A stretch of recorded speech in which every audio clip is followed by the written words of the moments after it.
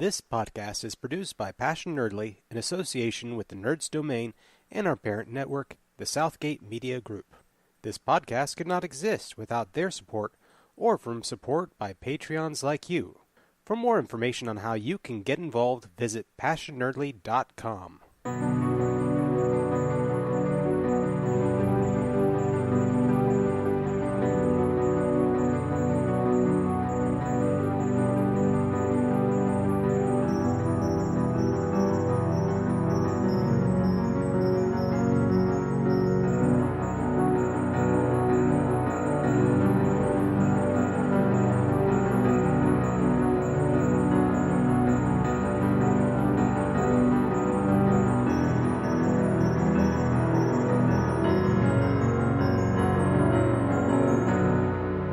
Hello, and welcome to Pattern Recognition, Episode 2. This is Roxanne, and I'm joined by my husband, John. And we have just finished watching, we just turned it off, we just finished watching Fringe Season 1, Episode 2. Oh, yeah. The Same Old Story, running time 51 minutes. It was released on September 16th, 2008. So, still, it's... How's this? Episode 2. You've seen two episodes now. How do you think this 10-year-old kind of sci-fi thriller show is holding up? Oh, I'm loving it. I think it's great. I'm curious about the name, Same Old Story. I mean, pilot, kind of tied in a little bit. I mean, it was about planes. Obviously, It was the pilot episode. I'm wondering how Same Old Story as a title for the episode I kind of feel like it all goes to that very last snapshot we get. Yeah. Just that final glimpse before it fades to black and gives us credits. But we'll get to that in just a second. So, the official synopsis as given by Internet Movie Database is: a woman gives birth to a baby which ages 80 years in just a few minutes, and Olivia soon finds connection between the incident and a serial killer she had been chasing. So, that kind of gives you the bird's eye aerial view. We will quickly kind of run down what we saw in the episode, and if we had... I didn't take a ton of notes, because I think I took too many notes in the first episode, so I scaled down, and I just kind of watched the episode, and if something really struck me, I jotted it down. I pretty much did it the same way. I like the thing that, jumped out at me, obviously, is the opening scene takes place in a motel in Boston. Another motel. The motels have been prevalent in this. Well, I'm like, so maybe that's the same old story. Here we kind of had, after the airplane scene and the pilot, you went to a motel, and now here we are, and it's starting off in a motel again, to some extent. Maybe. I think... So we had this episode, and let's go through it real quick, and I'll give my ideas on why I think it's same old, why the title is Same Old Story. But we have the story. It opens up. There's a guy there's a young man and a young woman in a hotel room, and they've clearly had relations. He's in the bathroom of the room with a lot of surgical equipment, a lot of hand tools and things like that. And she's on the bed, and she's just rattling off. Yeah, and my initial thought was not where the story ends up going, but that he was, much like the guy in the first episode, that he was doing experiments for the pattern. Well, I mean, essentially, they don't know that they're part of the pattern. Yeah, but in it. I based on the first episode, I feel like there's guys being blackmailed into doing these strange experiments. I see what you're saying. Okay. Well, we don't get that impression from this episode. Or at least I didn't at all. You didn't, but for me, coming in brand new, I'm like, okay, so he's being blackmailed just by like that last guy. Yeah, you're trying to tie it all I'm together. looking for patterns. Yeah. You're looking for different patterns than the ones that the show is giving us. You're looking for but they are all connected, but not necessarily. As far as this episode looks, they don't seem like they're connected identically. So it's not always going to be a blackmail case, or it's not always going to be this. No, but it's associated with Walter's past research. But based on other, semi sci-fi-esque shows, like the one that was a few years ago about a global cult conspiracy, and that it was basically another guy who's part of the cult doing something horrible. I can't remember the name of the show. I'll have to look it up later. Yeah, I have no idea what you're talking about. But there's The Following as well, and all these other things. Well, The Following, was a serial killer. Yeah. And his following was somebody was copycatting, I think. But anyway. But anyhow, so it opens up with them. She's giving, like, her real name. She's trying to connect with this guy. We kind of learned that she's probably a stripper, or she works at a club. I mean, she's like, whatever name she has there is just her club name.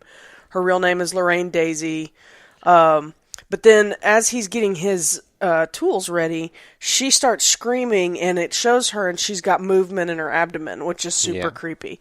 So, of course, there's this whole section where she's screaming, they're leaving, rushing to the hospital. He abandons her at the hospital. And as she's going in, they're treating her as a pregnant woman. And she's like, what? I'm not pregnant. But she's screaming and in super pain. And she's clearly pregnant. Yeah. I mean, she's ballooned up. So we know something strange is going on here. But they go through the birth scene. She dies in childbirth. There's a very violent tearing sound. And they all kind of scream as they pull the baby out of her. And you don't see what's going on. Why are they screaming? Is in my mind, and Right. So after the opening credits, then it shows Broyles addressing a committee of the only face that we recognize is Nina Sharp, the head right now of Massive Dynamic, and he's basically saying we're all here. We're a committee to assess the pattern and to observe it and investigate it. And Broyles wants to introduce his new team. Nina has arguments about all of them. She doesn't like any of them. Yeah. But we've already gotten that feeling that you can tell she's a manipulative lady. And so she's really trying to work this situation to her advantage. And also obviously plays up this idea that is growing for me that Massive Dynamic might be behind it all. Yeah. Yeah, no, and that's definitely the feel that I get. It's this global, it's this massive corporation that has its hands in everything and is in every conspiracy. But then then Broyles calls in his team in a separate scene, and they go check out the incident at the hospital, and they have essentially a 90-year-old baby that was born 4 hours prior, and they realized that what they were seeing, that they were feeling was a mutation or something, it was actually growing before their eyes. And not only was it growing, it was aging. And so within 4 hours, this infant died of natural causes. Yeah. So... Well, unnatural, natural causes. Yeah, it's essentially it died of old age. Yeah. So Walter has theories on this. He has all the bodies sent to his lab. They get they get a call or Astrid finds out that somebody calls and wants to know how the pregnant lady is doing from some motel. So now they have a lead about the motel. So Peter and Olivia rush off to go check out the hotel. While there and investigating the room, she starts making connections to a case that she had previously worked on with Agent Scott. Yeah. And I thought she was looking... I figured she was looking at the sheets, because that's the key element, was the sheets that she found were surgical-grade sheets. Now, I had figured that she was looking at the sheets to see if there was a biological, remnant left from, Yeah, no, and all really she says is there's going to be sheets in there, and what it was the hotel sheets were in the cabinet. He took the medical or surgical-grade linens with him, so there was no trace. The only thing that Peter could find was a bright orange gel in the sink. Yeah. Which she recognized that because that was a muscle relaxant used in this previous case where this person would essentially take these girls, and I think they called him a serial rapist and murderer. Yeah, serial murderer, and he would not rapist. He would take 5 girls at a time. At a time in different states. Yeah. And as part of the FBI, she had worked on this case, but and he would essentially remove the pituitary gland, and she gives a very graphic depiction of that, of the method that he used. When they go back to Walter, he confirms, essentially, he's like, I finished what I was looking for, and he's like, I don't understand. What he didn't know was how he got it. You know, he was like, I remember this, but we couldn't figure this out to maintain the age. Essentially, he was tasked with growing soldiers for the United States military in and after Vietnam by removing pituitary glands. Or manipulating them somehow. Manipulating them in some way so that it would jumpstart growth, and so within a short amount of time, you would have battle-ready soldiers essentially grown out of test tubes. Mm-hmm. And so Peter's like, well, what's the good news? Because it didn't provide any leads on how to catch the person that was who was committing these crimes in the current timeline. So he says, well, I remembered where my car is. So yeah, which to me really that seemed strange. like a non sequitur. Yeah, it seemed like a non sequitur. They go find his car. Peter gets it to work. It's full of files. Mm-hmm. And that's why he wanted to find his car, is because that's where he stored all of his old research, was in this storage unit, or in this garage where his car was. So they get the car, they bring it back, they start finding it. He remembers more and more and more, remembers the name of a guy that he worked with on the project named Klaus Penrose. Yeah. Klaus Penrose is now a professor at Boston College, is a fairly new resident of the East Coast, only been there 2 years. Mm-hmm. But it does seem convenient, and so Olivia and Peter go and talk to him. Yeah. And professor at Boston College. Yep. So they go and talk to him. He's like, my work I've tried to forget about my work. I haven't done anything with that. Of course. Even if he had been doing anything, same old story. You're not going to admit to it that you're still working on this bizarre pituitary thing. But he makes a statement about, I'm glad Walter is in the insane asylum because he knows too much and no one in power should know what he knows and all this stuff. So, which makes it's like, you seem kind of shifty too, bro. But and while all this is happening, he has the younger man has already picked up a new girl. Yeah. And so they've had those interstitials where he's essentially injected her with something. He's taken her to this warehouse, and he has her. You can tell he's getting ready to do the same surgery on her that he was going to do before. So eventually the body turns up. Yep. And they bring it to Walter's lab. They verify everything that they thought. And Walter comes up with this harebrained Walter idea. Yeah. That the only way to find out where she was is, Jules Verne posited a theory that the optic nerve, if you could capture that data that was on the optic nerve, that image would be seared on, essentially seared on the eye. Yeah, the last thing that you see is preserved in your eye after death. Yeah, and because she was injected, because the issue I have is like, well, it wasn't the last thing she saw. Yeah. But because you see her looking at the guy, so I'm like, couldn't they just gotten the guy's face?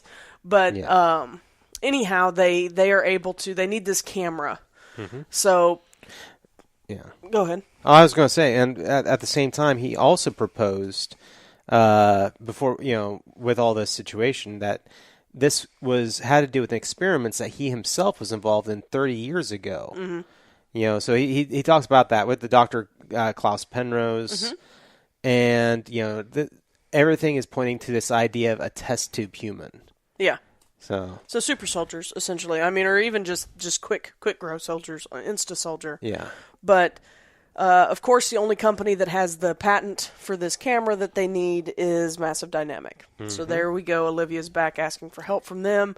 They get the camera. By Jove, it works.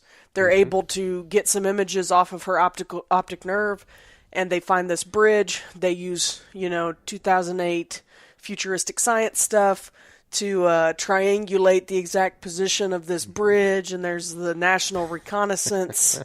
What was it? The NRO? The NRO? Well, we need. I'm trying to remember the website they went to find. She just typed in Sergeant Bridge Stoughton, mm-hmm. and it pulled up all these pictures. It automatically got scanned into some kind of CAD so program. you guys know how like CSI science is. That's kind of, it was on the same par. Well, that and computers are slow and boring, but never in movies or TV series. Never in movies or TV series.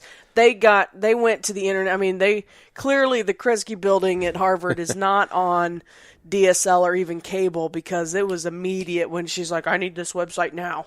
Yeah. So, or the government's got, the awesome internet that they've hooked up there. But either way, they find it. They go, of course, her and Peter go down there. They find the guy. Klaus Penrose is involved. He calls the guy that's been kidnapping this woman his son. Yeah. His name's Christopher. Yep. But it's his test tube baby that he's keeping alive.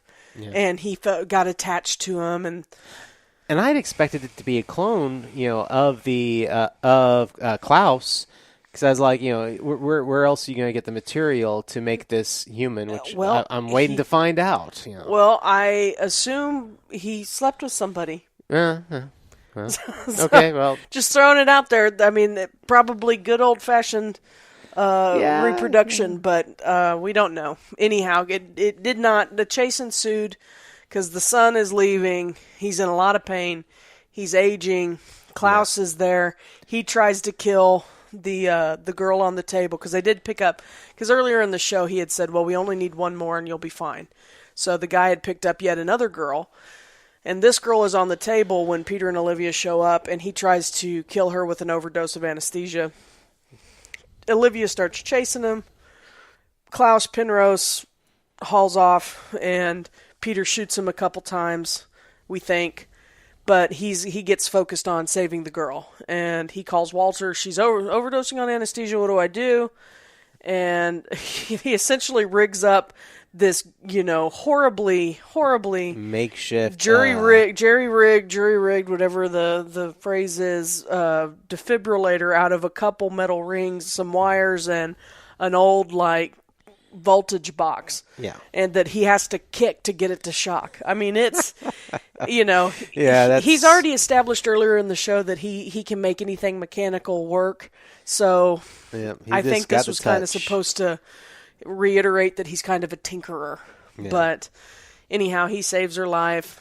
Olivia chases the soldier baby, the test tube baby, who is aging as they run, and she finds him, and he is an old man, and he basically says, he loved me, he kept me alive, he should have let me die a long time ago.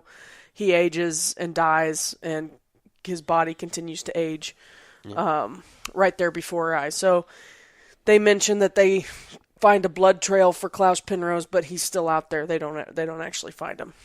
So we have that. There's a nice resolution. We have a nice scene with Peter and Walter that goes all the way back to the beginning, where Walter is unable to sleep. He's hiding in the closet while Peter is sleeping, because he can't sleep without one of the other people in the insane asylum for singing row, 15, row your 17 boat. Years had sung this. Yeah, so every night. He found he couldn't sleep. So at the end of the show, we get a nice father-son moment where Peter ends up singing Row, Row, Row Your Boat to help Walter get to sleep. Yeah, serious feels on that scene. Yeah. So, but just as Walter drifts off and the sound kind of echoes, we get a quick flash of a room with at least 3 beds, hospital beds set up, and 3 identical people in the beds, and it's the guy that had been kidnapping the women. So he was a clone. Yeah. I do believe he was a clone, but he wasn't a clone. He wasn't a clone of Klaus. Right, and so whether or not he was the first one and then he cloned him subsequently, we don't know. And we don't know anything else unless that's, we can probably safely assume that Klaus has got he's got this other facility where these clones or these soldiers are, test tube babies, and that's probably where he's gone. There's this part of me he's gone to the mattresses there with his test tube baby boys. And there's this part of me in the back of my mind is like, ooh, Klaus. I wonder if he works for Massive Dynamic. Is that where that little, Who knows? Who knows? Because, we're seeing, even because Nina, at one point, when Olivia returns the camera, she pulls this manipulative crap like, I respect your privacy, blah, blah, blah, blah, blah. I would never ask what you're doing. I know nothing about what you're doing, blah, blah, blah. Suddenly I know everything about you and John Scott and all this stuff. And, as we remember last time, she interrogated him his corpse. So we know that Nina has got her hands all in this business. And by the way, we have more control than she starts Apple, to flout. Yeah, the UN. She flouts her power quite a lot, and then ends up, we control the delicate balances that can win or lose elections, and overseas we do blah blah blah blah blah, all this stuff. By the way, come work for me. Yeah, and it just to me, I'm thinking.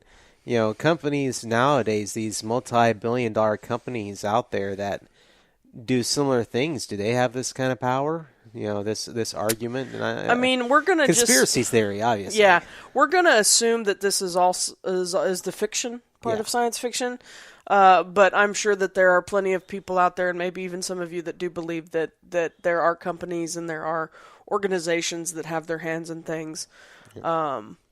As far-reaching as global politics and things like that. So who knows? But for this show, Massive Dynamic is our corporate baddie. Yeah, and just watching. I mean, I'm very much enjoying that it is setting up a lengthy story to actually seek a resolution with. I'm enjoying that. It's not just your serial move from one thing to another. Yeah. So as far as like notable guest stars and things like that, we had our main cast of characters was back again, but we did have shots of Mark Valley or John Scott and flashback footage that Olivia had right at the beginning while she was investigating some of their old cases. And she relied on her partner, Charlie Francis, from the first episode. She went to him, and he looks like I felt like he had kind of moved up in the world because he was leading that meeting. Yeah, he seems like he's pretty high in the FBI. Yeah. And he wants to know when she's coming back. And he kind of made it sound like, I got the impression. See, in the first episode, it sounded like John and Charlie were partners. But in this episode, because she was referred to as a liaison in the first episode, and John and Charlie were immediately sent by Broyles onto the plane. But in this episode, I got the impression that he and her, or Charlie and Olivia, were the team. Yeah, and they just worked with John Scott every now and again. So she's kind of referred to him as his part. And there's a whole discussion they have about trust and how he knew that there was an affair, but yet he maintained her trust. And but at the same time, she was lying to him. So at the same time, she was betraying his little right. Which made for an interesting dynamic. And I really feel like Charlie feels like, as far as not the core cast from episode to episode, I really feel like he's like the most normal one out of them all. Charlie, yeah. I mean, he's a good character. Yeah. I'm looking here at the cast list, and I have no idea at what point we would have ever seen this, but they actually have an uncredited role, but it's for Agent Scott's sister. Interesting. At what point, I don't recall ever seeing her or even hearing her mentioned. So it's one of those weird IMDb credits that I don't know. Strange. But anyhow, maybe a picture? Was there a picture of there's his a family? picture, yeah. In the show? Would she have been in the picture? Maybe there was a picture that Olivia had. But anyhow, we have the fellow who played Christopher was Derek Cecil. Let's see what else he's done. He's from Amarillo, so he's another. He's a Texan. He's a Texan native. House of Cards. Oh, good show. The show. Let's see here. I really don't recognize anything else that I have watched, and I'm sure I saw him on House of Cards, but I don't recall him. But anyhow, so that was him, and then Mark Blum played Klaus Penrose, and besides the girls, really no notable Nothing faces. Too notable. And the whole Penrose with the pituitary glands, when they're talking about the files, that must have been fun to have to say over and over again. Yeah. Let's see. Mark Blum has been in, looks like, an episode of everything. He's been in an episode of The Blacklist. He's been in an episode of Difficult People. Let's see. He was in Law and Order Special Victims Unit. Jesse Stone, Innocence Lost. Oh, he was a voice in Alan Wake, the video game. Nice. Nice. I actually have that one in my queue currently for Steam. He does a bunch of voices for that. Looks like 3. And then he was in an episode of Criminal Intent. But I did see one down here. Let me go all the way back. It was probably not a big role, but who knows? Maybe it was. I mean, he's got a very recognizable face without the facial hair. Yeah. But I saw that in 1986 he was in Crocodile Dundee. Oh, interesting. Who did he play? He played Richard Mason. Richard. And that doesn't mean anything to me, so... I wonder if Richard was the boyfriend? Because she has a boyfriend that she's always talking to on the phone. While she's off in Australia or whatnot. I don't. It's been so long since I've seen Crocodile Dundee that I don't remember. But anyhow, so that's notable guest stars. As far as Walterisms, the seat warmer. It was the seat warmer scene. Oh, without a doubt. I was so happy this thing that warms your butt. It's amazing. Yeah. He goes, I've never seen a feature like this before. Have you tried it? It warms your ass. It's wonderful. Have you tried it? Yeah, that's one of the good ones. Oh my goodness. And just the honesty in his, his He's delivery. Got a very childlike innocence in some parts. We did see more of his signs of his mental illness. Yeah. And which is hard in these episodes because to be honest, I remember later Walter in a lot of my memories of the show. So seeing him anytime with a new show, actors are trying to really bring these characters to life and try to find their voices and things. Now I feel like the core cast of this program does that from the get-go. Oh, yeah. But we do see a lot of growth with Walter, and I know that there are some things coming up that will bring it up, some of his mental illness issues again, but we see him with memory loss. He's got a hard time with short-term memory. And that's something that, that I think many people can relate to because if you've got family that has memory loss or memory issues, it's a pretty heavy subject. It is a heavy subject. And so definitely, hitting it, I think he presented it extremely well. Right, and they're not presenting him as having any sort of degenerative brain issues like dementia or anything like that, but they do show him with memory loss. He doesn't remember that his lab has been reopened. I also think that's part of him getting back into the research and the investigation and the work and the experimenting. I think it fires up a part of his brain that doesn't remember things that have happened more recently. But then we also see he's working on the body of the 90-year-old infant, and Olivia wants him to come with her. And he loses his temper. Well, he loses his temper, so we have another angry outburst, How I've got this girl buzzing in my ears, how do you expect me to work? And so Peter calls him off, goes with her. It ends up kind of establishing that. We did have another Walterism when he talks about fornication. And he's like, condoms aren't 100% effective, you two should know that. And they're both going, oh, good. So, it's there. He ranges so well, and John Noble does a great job of having this angry outburst where he's very serious, very stern. Reminds me of what was his name? Was it Denethor? Is that who he played in Lord of the Rings? Yeah. Very stoic, very bitter. Kind of that. Suddenly has a different command and presence. All in a split second, and then you have the childlike innocence of the seat warmer scene or the I need the row your boat stuff. Absolutely brilliant acting. Yeah, no, he does the range of emotions very well, and even when he's milking the cow at one point, and he's very. It's like he's falling into these old routines, and it's great to see, and so.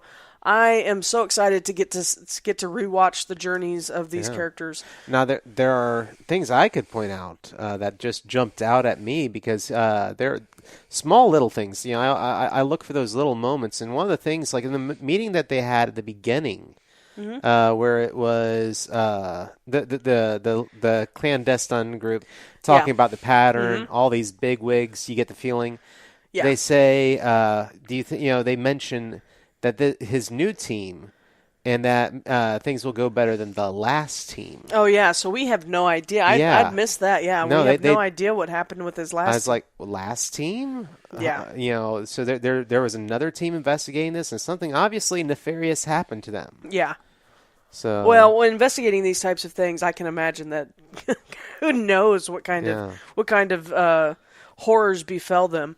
I am gonna pull up some trivia. I meant to do this last time. Okay. And I don't know how reliable IMDb trivia is. Mm-hmm.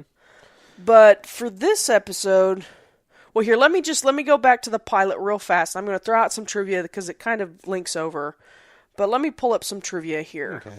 Well, while you're doing that, I'd also mention the other thing that jumped out at me, much like the other, was they also mention Peter's medical history. Oh, yes. Yeah. There was that ominous exchange I hope you can between... keep it between us. Yeah, Walter says, he's talking to Olivia, and I don't remember exactly the context of the conversation, but essentially Walter at one point says, yes, but you already knew that. And she's like, what are you talking about? And he says, well, I assumed when you read my file that you saw something of the information about Peter's medical history, and she said there was nothing in there but his birth date, and he says, oh, well, I was going to ask you to keep it between us, but I guess that's not an issue. And so dun, he kind of gives her a look, and he goes back to sign his, his... and all this is tying into a brief little soliloquy he did on Scientists Playing God. Oh, was it? Yeah, because he had just talked about that, this was the problem that affected Klaus, that, there's that brief moment when you're supposed to be a scientist and you breach that moment where you're playing God at the same time, and Klaus crossed that line, and he kind of goes from that speech and talking about Peter. And so, yeah, there's this whole... Okay, so you remember the context of the discussion prior to that. I'm just like, so is Peter an experiment, or did you do all this to save Peter, or dun. Where does this go? Yeah. I think you cussed at that point. Yeah. Again, that's how I know that the show is hitting a note and striking a chord with John, is because he doesn't swear that often, but every now and again he'll mutter an oath when something really makes him go, oh no. Yeah. So well, it's good writing, and I love in role playing games or video games or anything, if you can really just throw me for a loop, because I don't consider myself extremely quick, but I like to imagine that I do pay attention. Yeah. And then that one moment where it's like, oh, I didn't see that coming. Yeah. Yeah. No, and this show so far has gotten me several times. Yeah. Awesome. Well, let's see here. Let me pull up. I guess the only trivia from last episode that I would have brought up is every time there's an ad break, of course, we see all the images. Yes. So there's all the weird, there's like the leaf with the phi symbol on it, or the frog with the phi symbol. Apple with the fetuses in it. The apple with the fetuses in it. There's the flower with looks like a dragonfly wing or something on it. Yeah. There's a whole list of them in here on the trivia things. But another thing that comes up is that there are glyphs, I guess, that appear. I don't know if it's part of those images or what, but the glyphs that appear at the ad break, somebody figured out. Let's see. This was the trivia. When it says simply, the glyphs at the ad breaks spell child. But here's a little trivia note for you. When the episode first aired, the glyphs deviated from what became the standard correspondence between the image and the letter it represents. As a result, the word spelled out was not child, but breld. This was corrected in reruns and on home release. So it must be, I guess they're saying so they're trying to drop some subtle hints, which I love. Yeah, and so do you want to know what was spelled out during the first episode that we didn't cover? Yeah, actually I would. In the first episode, which it blows my mind, because I've never thought about this. I didn't think that they were spelling out anything. But apparently it spells out observer. Oh. And you've told me, not to toss any. Haven't big spoiled hits, anything, guys. but you so don't said worry that about there's that. something called. You've told me there's something called an observer that's going to play into something in the future. I have no idea what that means. We should be meeting one soonish. I can only imagine in my mind. I think of sadly, I think of the Anne Rice novels. The guys that don't get involved, but they sit back and watch. They know what's going on, and they write all the books about what's going on, but they don't get involved. Oh, interesting. Yeah. Yeah, So. I wouldn't know anything about that, about Anne Rice. But so just because, let's see here, because we mentioned the 8 pictures that appear during ad breaks, so I'm just going to throw them out what they are, so we can remember these for future. But there is an apple, and the seeds in the apple are human embryos. There's a butterfly, and the wings are made up of bones. There's a flower, some of its petals are dragonfly wings, and the center shows a Fermat spiral. There's a frog, has a symbol on its back for phi. There's a hand that has 6 fingers. There's a horn that has the Fibonacci spiral and has the number of phi inscribed on the horn. I believe I'm pronouncing that right. It's PHI. PHI, so yes, phi. if it's supposed to be pi, I'm sorry, but that's not how pi is spelled to me.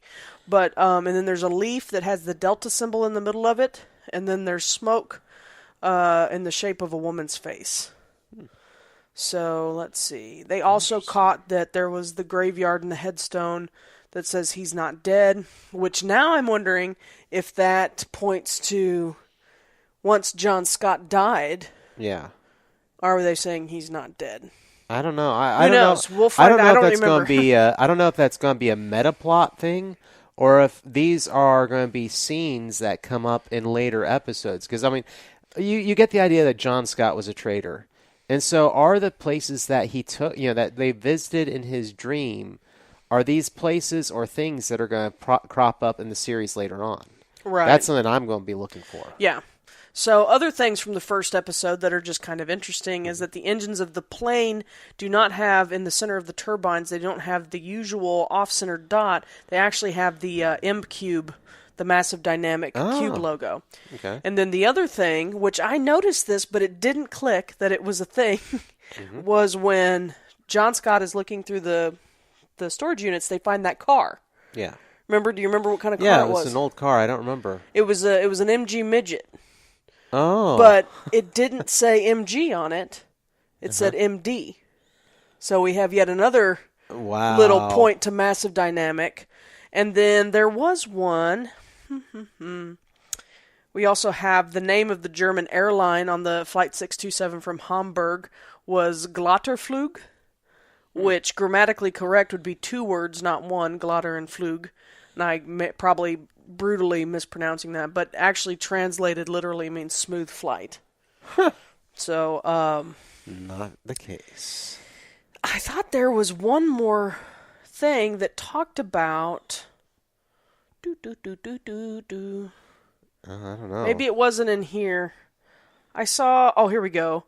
Morgan Steig, the passenger who injected himself during the flight and is later to be revealed the twin, blah, blah, blah, is listed as passenger 108, which other J.J. Abrams fans would remember 108 played very strongly in Lost. Yeah, he a lot of actors and a lot of different studios tie numbers into different things.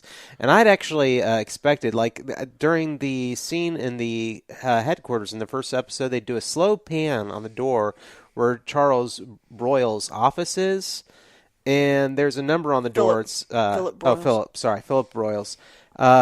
There's a number on the door for his office. And they do a slow pan on it. And I'm just like, well, the number I hope will crop up again, but I doubt it ever does. Number? So it's 4290. 4290. That's that was his office number. It's just a very odd thing that they do a slow pan with showing the number and then entering into his office. They didn't have. I'm not going to read the other trivia point on there. Yeah. Because it is spoilerific for much later in the show. But I kind of, when John's at work tomorrow, I may have to pop back and look at the scene that is referenced because I want to know if it's true. Interesting. It was very, very interesting. I was like, whoa, really? In episode 1, huh? So anyhow, that was episode 2, the same old story of Fringe. I'm loving it. Can't wait to watch another episode. Hope you guys are enjoying kind of reliving it with us. And again, if you're interested in doing any kind of rewatches or live tweeting or anything like that, please just let us know, and we will check it out. But again, you can find us on Facebook.com/PassionNerdly, Twitter and Instagram @PassionNerdly for John, @RooWorks for me. That's ROOWERKS. And let's see, tpublic.com/PassionNerdly, Patreon.com/PassionNerdly. And that's... Yeah. Find us anywhere on social media. We're out there. We're out there, and we're pretty accessible. You can talk to us. Love to hear from folks. If you're interested in possibly guesting on the show and you have a love for Fringe or any of the other things that we podcast about, please don't hesitate to get in touch with us. But as it is, we appreciate you guys joining us for this episode of Pattern Recognition. Thank you and good night. See y'all later. This has been a production of the Southgate Media Group. For more podcasts like this one, head over to southgatemediagroup.com.